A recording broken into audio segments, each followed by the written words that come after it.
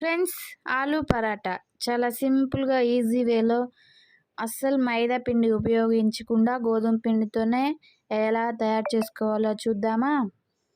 చాలా టేస్టీగా ఉంటుంది, ఎంతో సింపుల్. ముందుగా ఒక గిన్నెలో గోధుమ పిండి వేసుకోవాలి.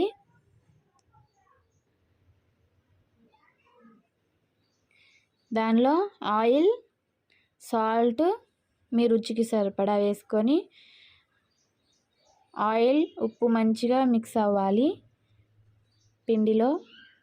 అనుకోకుండా గెస్ట్లు వచ్చారు కాబట్టి మా ఇంట్లో ఇంకొంచెం ఎక్కువ పిండి వేసి మిక్స్ చేస్తున్నాను. ఈ విధంగా మెత్తగా మిక్స్ చేసుకోవాలి. కొంచెం కొంచెం వాటర్ పోసుకొని చేతిలో ఆ పార్టులతో మంచిగా గట్టిగా ఒత్తుకోవాలి.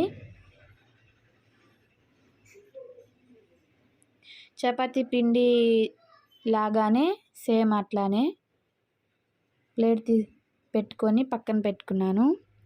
ఈలోపు బంగాళదుంపలు ఉడికించుకొని ఆరబెట్టుకున్నాను. ఉండలు చేసుకోవాలి. ఇప్పుడు విధంగా రౌండ్ షేప్లో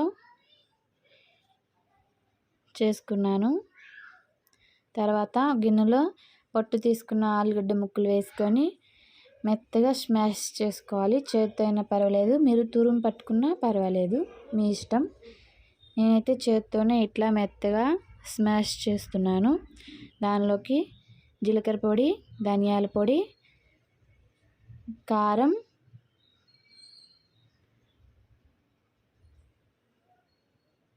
గరం మసాలా, ఉప్పు, చాట్ మసాలా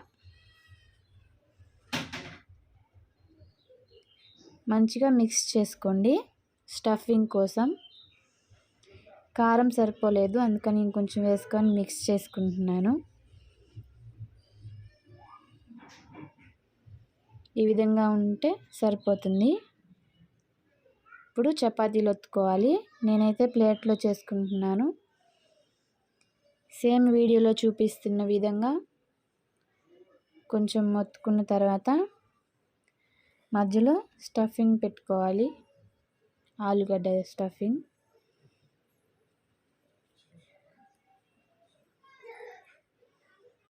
చుట్టూ ఎడ్జెస్ మొత్తం దగ్గరికి అనుకొని ఇట్లా రౌండ్గా ఎక్స్ట్రా తీసేసి పిండిలో అటు ఇటు పొడి పిండిలో డిప్ చేసుకొని చేసుకోవటమే.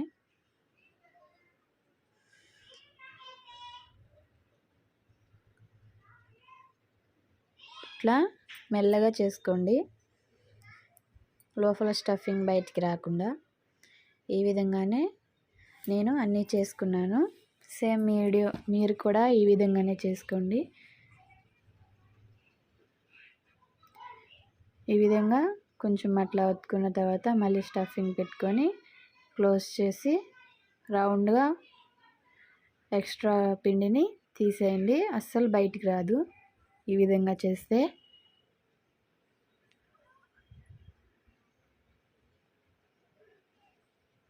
పిండిలో డిప్ చేసుకొని ఈ విధంగా అన్నీ చేసుకోండి. గట్టిగా వత్తొద్దు, పుష్ చేయండి.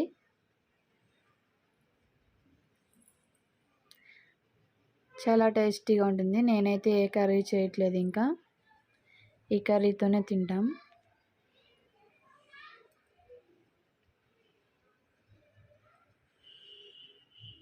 ప్యాన్ వేడైన తర్వాత ప్యాన్కి ఆయిల్ పూసుకోండి.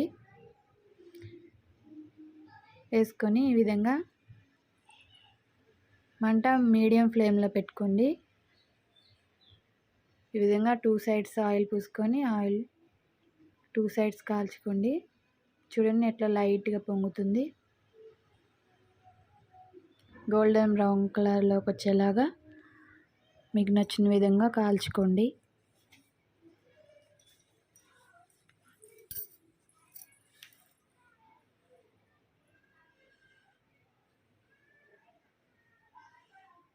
ఈ విధంగా ఉంటే సరిపోతుంది. మళ్ళీ ఇంకోటి కూడా వేసుకున్నాను. ఈ విధంగా ఒక సైడ్ లైట్గా కాలిన తర్వాత ఆయిల్ పూసుకొని సెకండ్ సైడ్ కూడా తిప్పుకొని పూసుకోండి ఆయిల్. అన్నీ ఈ విధంగానే చేసుకోండి.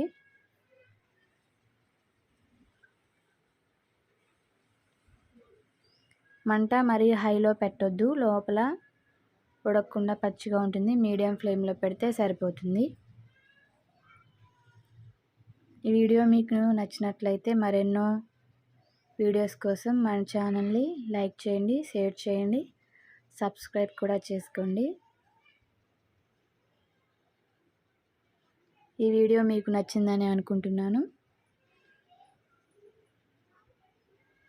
చూడండి, ఈ విధంగా మంచిగా లోపల పొరల్లాగా ఎంత బాగుందో చూడండి. టేస్ట్ కూడా చాలా బాగా కుదిరింది.